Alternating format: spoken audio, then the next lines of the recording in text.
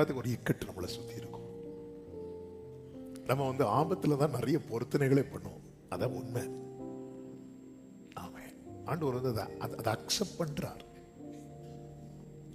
அதாவது நீங்க ஒரு பொருத்தனை பண்ணி ஆண்டவர் வந்து உங்களுக்கு ஒரு விடுதலை கிடைக்கும் போது அந்த பொருத்தனையை கர்த்தர் அக்செப்ட் பண்றார்.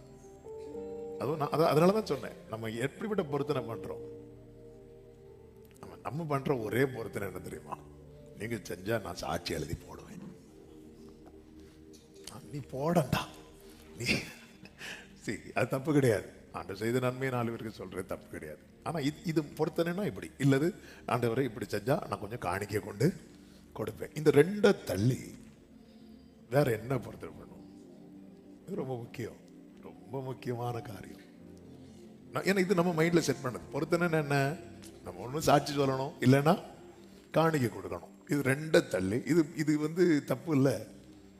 இது ஆண்டவர் செய்ய சொல்லுவார், இது செய்யற தப்பு. ஆனா இது 2க்குள்ளதானே நிக்கிறோம். எவ்வளோ காரியங்கள் நம்மில் மாற்றம் வேண்டி இருக்கு, எவ்வளோ காரியங்களை கர்த்தர் உணர்த்துவார்.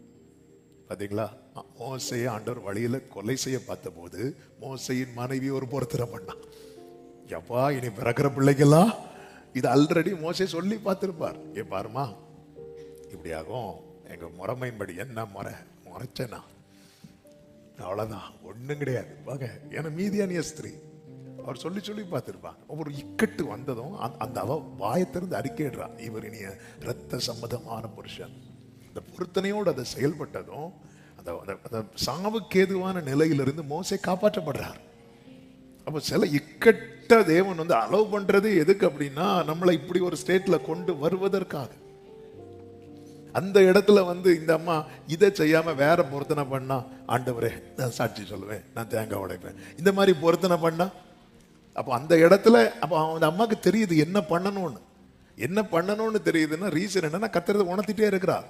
மோசே சொல்லி சொல்லி பார்க்கிறாரு, கேட்கல. இப்படி ஒரு சிச்சுவேஷன்ல கொண்டு விட்டதும் நிறைய பேர் வந்து சரியான பொருத்தனை எடுக்கிறது, ஒண்ணு புருஷன் சிக்காகணும், இல்ல மனைவி சிக்காகணும். சிலர் அந்த டைம் பொருத்தனை நிறைவேற்ற மாட்டாங்க, அந்த போட்டேன்னு சொல்லி. அப்படிப்பட்டவங்க இல்ல. சிலர் வந்து இப்படி பொருத்தனை அப்போ வந்து தேவன் வந்து அப்ப எதுக்காக இதை செலுத்த சொல்றாரு அப்படின்னா, நம்மில் தேவன் விரும்புகிற மாற்றத்தை நம்மகிட்ட கொண்டு வருவதற்கு. அதனாலதான் வேதம் சொல்லுகிறது, என் ஜனமாகிய குமாரத்தை நான் வேறு எந்த பிரகாரம் செலுத்துவேன். அதனால ஆண்டவர் ஒரு காரியத்தை உணர்த்திட்டே இருக்கிறார். நமக்கு அது நெருடலா இருந்துட்டே இருக்கு, உறுத்திட்டே இருக்கு. திடீர்னு ஒரு இக்கட்டு சூழும் போது திருப்பி அந்த காரியம் தான் ஆண்டவர்